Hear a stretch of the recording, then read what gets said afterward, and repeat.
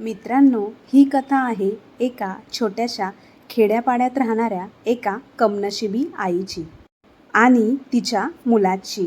अगदी डोंगराच्या पायथ्याशी असलेली एक सगळ्या बाजूनी भोकं पडलेलं छोटंसं घर.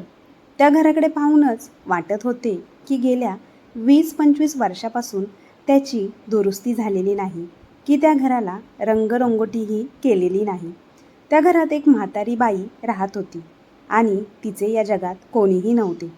तिच्या शेजारी पाजारी आजूबाजूला राहणारे लोक तिला खाण्यापिण्याचे, उदरनिर्वाहाचे सामान आणून द्यायचे. असेच कसेबसे ती आपले जीवन जगत होती आणि स्वतःचा उदरनिर्वाह करत होती. मग एक दिवस सकाळी एक खूप मोठी कार तिच्या घराच्या दरवाजासमोर येऊन थांबते आणि त्या कारमधून एक तरुण मुलगा खाली उतरतो, जो अगदी सुटाबुटामध्ये होता. तो सरळ त्या घराच्या आतमध्ये जातो. आत गेल्यावर ती म्हातारी बाई काहीतरी काम करत होती. तेव्हा तो तरुण मुलगा तिच्या पाया पडून ढसाढसा रडू लागला आणि म्हणतो की आज तुमच्यामुळे माझे आयुष्यच बदलले.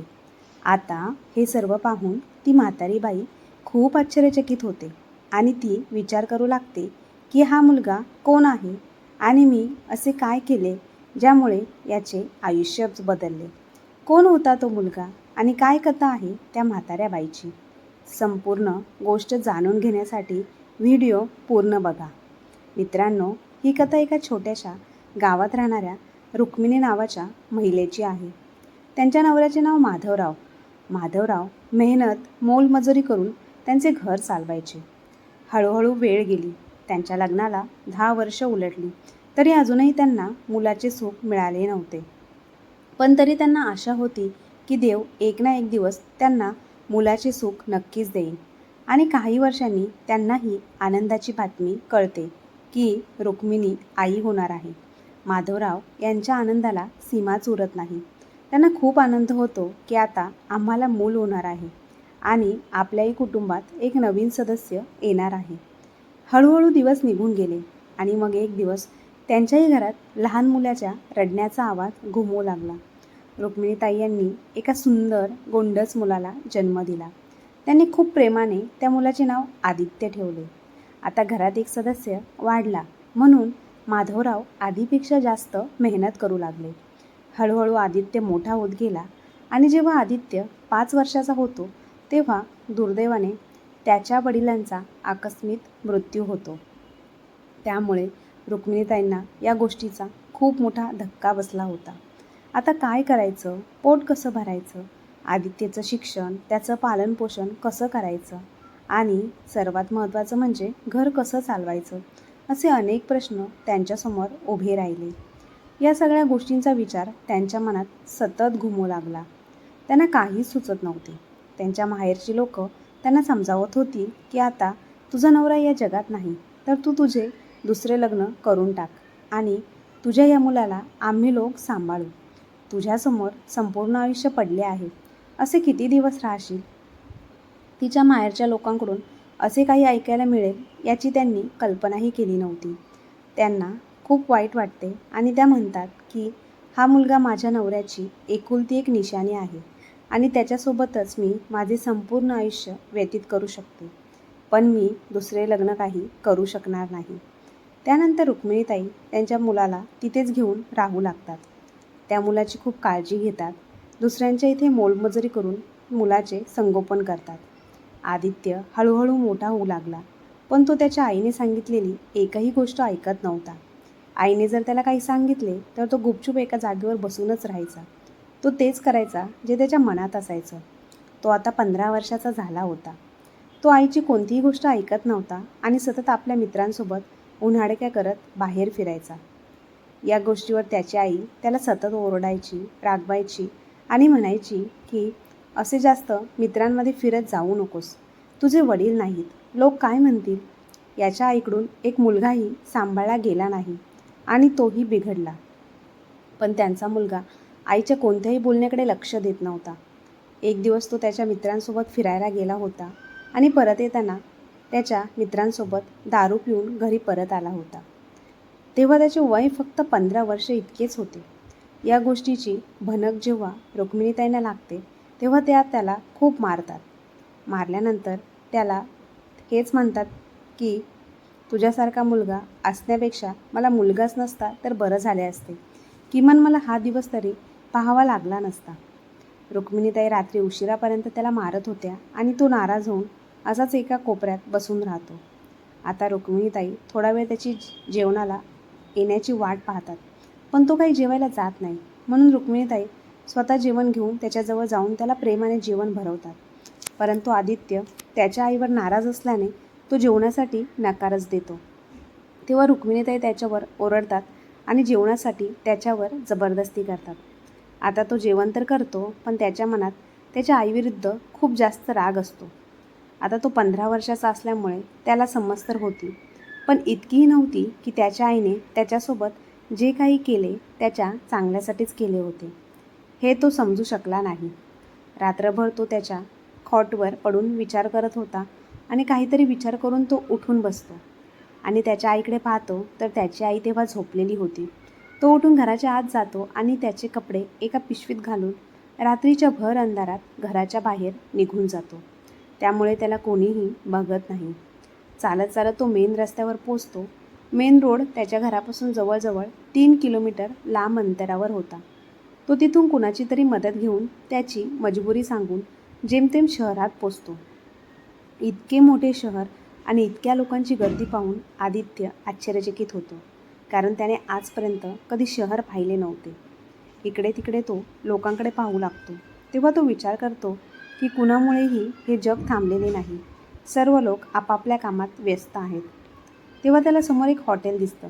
तेव्हा तो त्या हॉटेलमध्ये जाऊन त्या हॉटेलच्या मॅनेजरशी बोलतो की माझं या जगात कोणीच नाही आणि मला भूक देखील लागली आहे. जर तुम्ही मला जेवायला दिले तर त्या बदल्यात मी तुमची सर्व कामं करेन. तो हॉटेल मॅनेजर आधी त्या मुलाला नकार देतो आणि म्हणतो की आम्ही लहान मुलांना कामावर ठेवत नाही. पण तो आदित्य त्यांना जास्तच विनंती करतो. म्हणतो की मला खूप भूक लागली आहे, तुम्ही मला खायला काहीतरी द्या, तर त्या बदल्यात मी तुमचं सर्व काही काम करेन. आता तो हॉटेल मॅनेजर विचार करतो की चला ठीक आहे, काही ना काही काम तर करेल. नंतर तो हॉटेल मॅनेजर त्याला जेवायला देतो आणि म्हणतो की ह्या हॉटेलमधील तुला सर्व भांडी साफ करावी लागतील. आता तोही होकारार्थी मान हलवतो. तो हॉटेलचा मॅनेजर त्याला जेवायला देतो. तो मुलगा पोटभर जेवतो आणि जेवल्यानंतर तो सगळी भांडीही साफ करतो. आणि आदित्य पुन्हा मॅनेजरकडे जातो आणि म्हणतो की मी म्हणाल्याप्रमाणे मी या शहरात कोणालाही ओळखत नाही आणि माझे इथे कोणीही नाही. मी खेडेगावातून डायरेक्टली इथे आलो आहे. इथे कोणतेही काम करण्यासाठी मला ना राहायला घर ना खायला अन्न. जर तुम्ही परवानगी दिली तर मी याच हॉटेलमध्ये काम करीन आणि संध्याकाळी इथेच झोपेन. आता यानंतर मॅनेजरला वाटतं की आम्हाला एक फुकट कामगार मिळतो, जो 24 तास या हॉटेलमध्येही राहील आणि आमचं कामही करेल. म्हणून तो म्हणाला की ठीक आहे, जर तुझी अशी इच्छा असेल तर तू इथे राहून काम करू शकतोस. तुला खाण्यासाठी जेवण आणि राहण्यासाठी हॉटेल मिळेल, पण कामात कोणताही हलगर्जीपणा चालणार नाही. इथे तुला सगळ्या प्रकारची कामे करावी लागतील. असे म्हणत हॉटेल मॅनेजर त्या मुलाला तिथे कामावर ठेवतो. आदित्य आता तिथे राहू लागतो. तो खूप मेहनतीने काम करतो आणि त्याचे काम खूप इमानदारीने करतो. आणि जेव्हा हॉटेलचा मॅनेजर त्याला काम करताना पाहतो तेव्हा त्यालाही त्याचे काम आवडते. मॅनेजरला वाटते की तो खूप मेहनत करत आहे, म्हणूनच मॅनेजर त्याच्याकडून जास्त काम करून घेत असतो. जसे की भाजी कापणे किंवा बाजारातून काही सामान आणणे, लोकांना जेवण वाढणे, जेवणाची खरकटी भांडी धुणे इत्यादी. दिवसभर तो हॉटेलमध्ये काम करायचा आणि रात्री त्याच हॉटेलमध्ये झोपायचा. त्या बदल्यात त्याला जेवण आणि राहण्यासाठी हॉटेल मिळाले. आदित्यचे दिवस असेच जात होते आणि मग हळूहळू वेळ निघून जातो आणि काही कालांतराने आदित्य हळूहळू मोठा होऊ लागतो. तो 5 वर्षापासून त्याच हॉटेलमध्ये काम करत होता आणि आता तो 20 वर्षाचा झाला होता. मग एक दिवस मॅनेजरला काही कामानिमित्त बाहेरगावी जावे लागते. तेव्हा तो आदित्यला सांगतो की आदित्य, तू असं कर, या हॉटेलची चांगली काळजी घे. कुणीही ग्राहक आला तर त्याला परत जाऊ देऊ नको. त्यावर आदित्य म्हणतो ठीक आहे सर, तुम्ही अगदी निश्चिंत होऊन जाऊ शकता. मी हॉटेल अगदी व्यवस्थित सांभाळेन.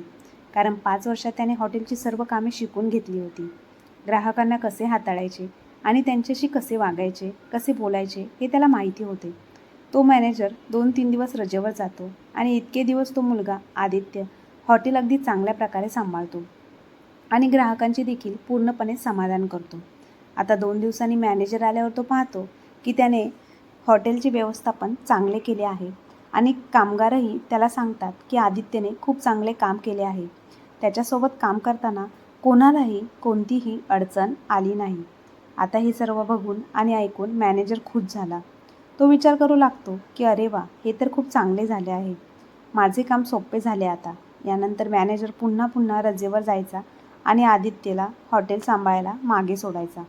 आदित्य हॉटेल आणि इतर सर्व कामे सांभाळण्यात रुची दाखवतो आणि मोठ्या कष्टाने आणि प्रामाणिकपणे सर्व कामे शिकू लागतो. असेच एक दिवस मॅनेजर रजेवर गेला होता आणि त्याचवेळी हॉटेलचे मालक त्यांच्या हॉटेलला भेट द्यायला येतात. हॉटेलचे मालक हॉटेलच्या आत येतात तेव्हा त्यांना दिसते की मॅनेजरच्या जागी दुसरा मुलगा काम करत आहे आणि तो ग्राहकांशी खूप छान बोलतो आहे. आणि जेव्हा मालक हॉटेलच्या आत येतात तेव्हा आदित्य त्यांचे खूप चांगल्या प्रकारे स्वागत करतो. त्यांच्याशी अतिशय दयाळूपणे प्रेमळ वागतो आणि विचारतो, सर तुम्हाला काय खायला आवडेल? त्यानंतर मालक एका टेबलावर बसतात आणि त्याला जेवणाची ऑर्डर देतात. हॉटेल मालक एका टेबलावर बसून जेवण येण्याची वाट पाहत होते. मग आदित्य त्यांच्यासाठी जेवण आणतो. जेवण करताच हॉटेल मालक त्या जेवणात उणिवा काढू लागतात आणि जेवणात उणिवा काढताच संपूर्ण स्टाफ तिथे जमा होतो आणि तिथे असलेला आदित्य तिथली परिस्थिती हाताळण्यासाठी खूप चांगला प्रयत्न करतो. आता या सर्व गोष्टी पाहिल्यानंतर कर्मचारी तिथे येतात. काही कर्मचारी जे तेथील जुने कामगार होते त्यांनी पाहता क्षणी ओळखले की हे या हॉटेलचे मालक आहेत आणि लगेच त्यांच्याजवळ येऊन त्यांना नमस्कार केला.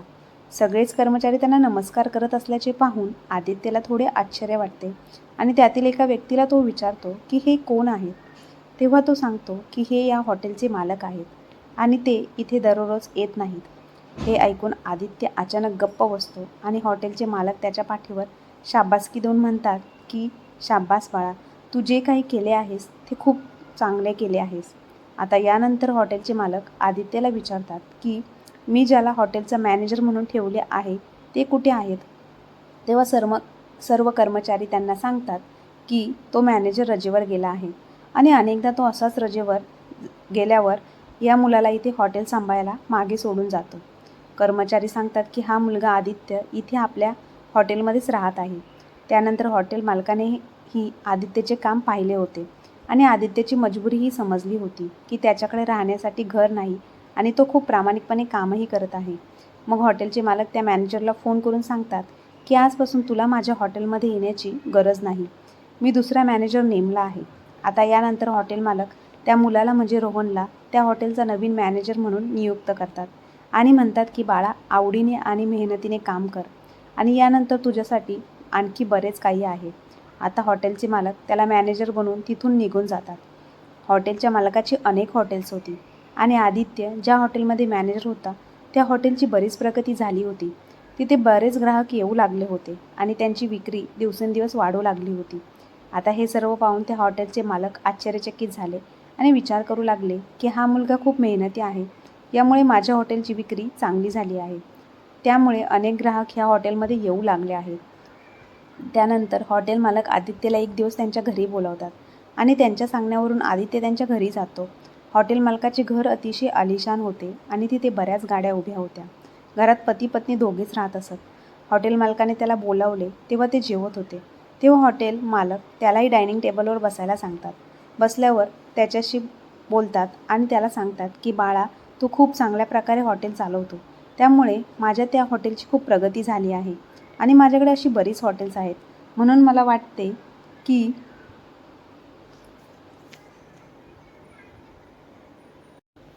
तू याच पद्धतीने ही सर्व हॉटेल्स अतिशय योग्य प्रकारे मॅनेज कर आणि चांगल्या प्रकारे चालव. हे ऐकताच आदित्यला खूप आनंद झाला. त्याच्या मालकाकडून त्याची स्तुती ऐकून तो म्हणतो, ठीक आहे सर, तुम्ही म्हणाल अगदी तसेच होईल. आणि त्यानंतर आदित्य त्यांच्या सर्व हॉटेलची काळजी घेतो आणि हॉटेलचे संपूर्ण काम स्वतः पाहू लागतो. आता हॉटेलमध्ये नवीन कर्मचारी भरती करायचे असतील किंवा कोणत्याही प्रकारचा फेरबदल करायचा असेल तर ते सर्व तो एकटाच बघत होता. हळूहळू वेळ निघून गेला आणि आदित्य 25 वर्षाचा झाला.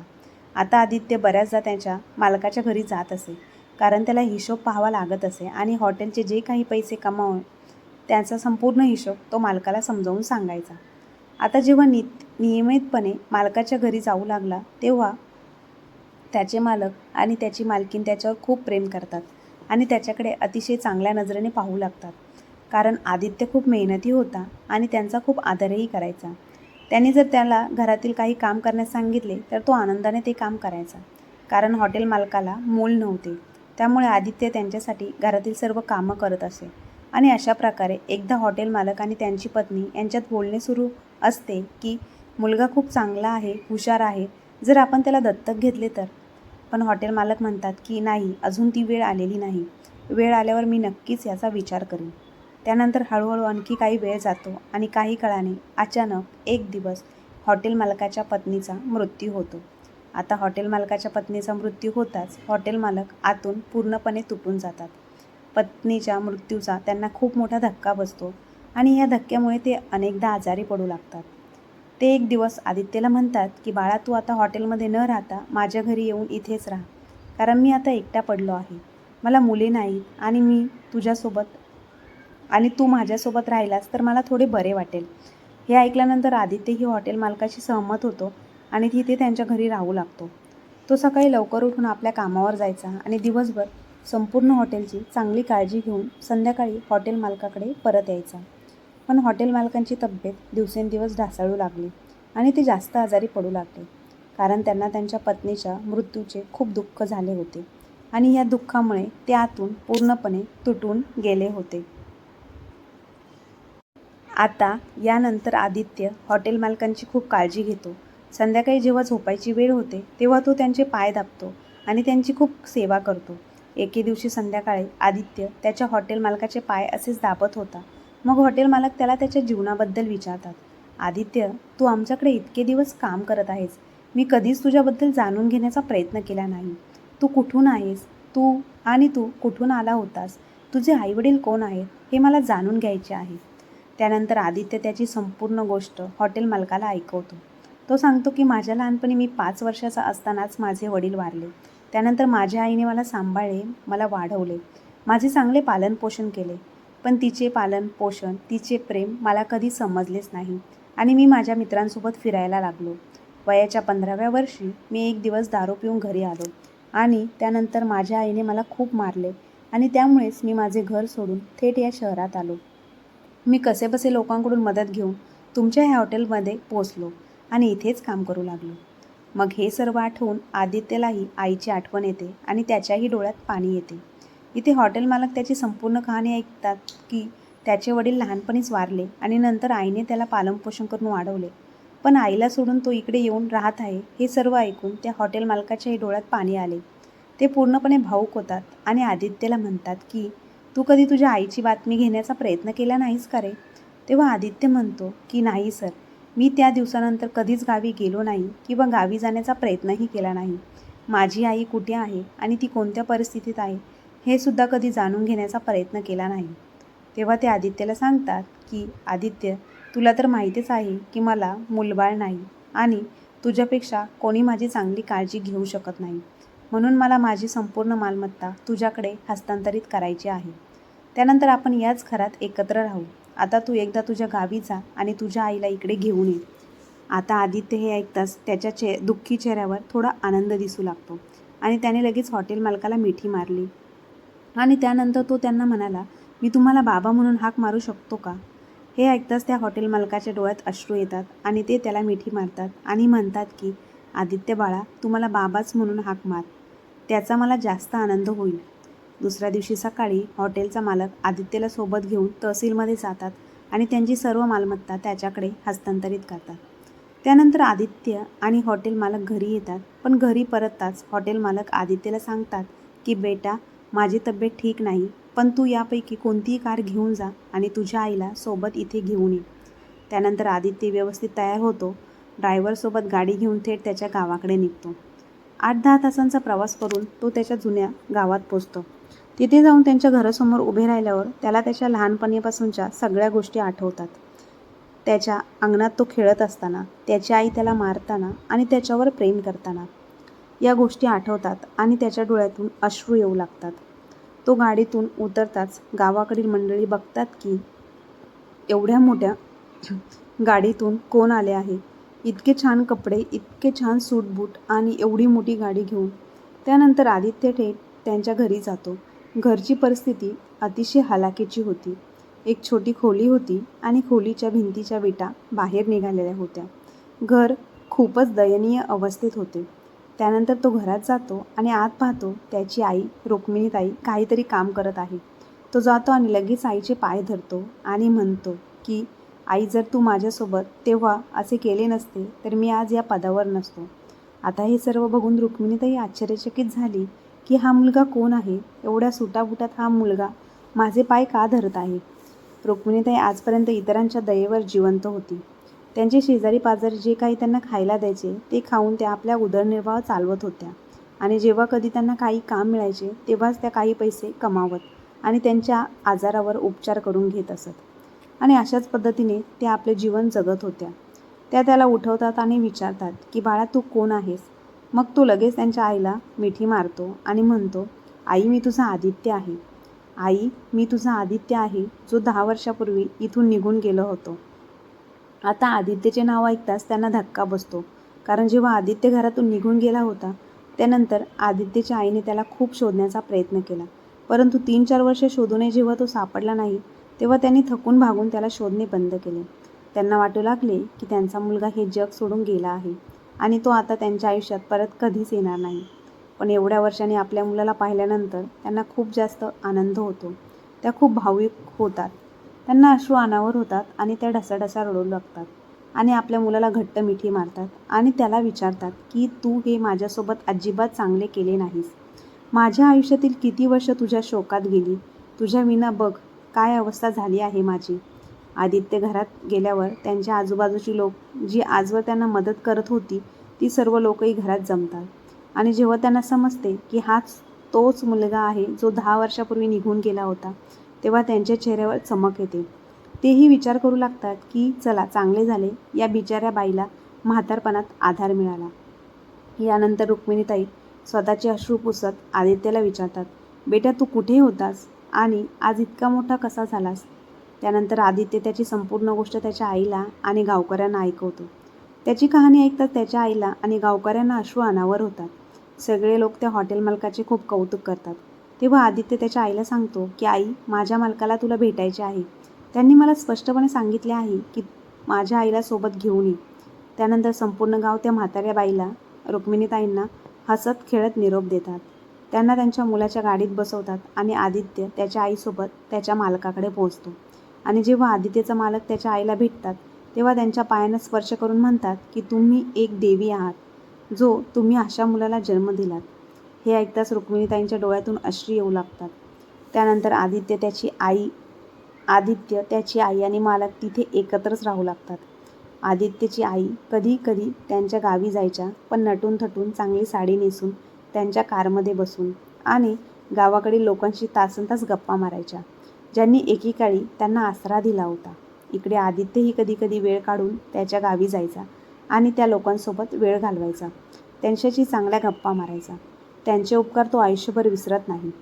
तर मंडळी, ही होती त्या मुलाची कथा, ज्याला त्याच्या आईने मारले म्हणून तो घरातून पळून गेला आणि खूप मोठा माणूस बनून आपल्या गावी परतला. तुम्हाला काय वाटते या कथेबद्दल. मित्रांनो, ही कथा याकरिता ऐकवली जेणेकरून आपल्या सर्वांना या कथेतून काहीतरी चांगल्या गोष्टी शिकायला मिळतील आणि या सर्व गोष्टी आपण आपल्या आयुष्यात आत्मसात करू शकू. जर कदाचित आदित्यच्या आईने वेळेस त्याला रोखले नसते तर तो आज वाईट संगतीला जाऊन कधीच एवढ्या मोठ्या पदावर गेला नसता. तर मित्रांनो, तुम्हाला आजची कथा कशी वाटली कमेंट बॉक्समध्ये नक्की कळवा आणि कथा आवडली असल्यास आपल्या चॅनलला लाईक, शेअर, सबस्क्राईब नक्की करा. धन्यवाद.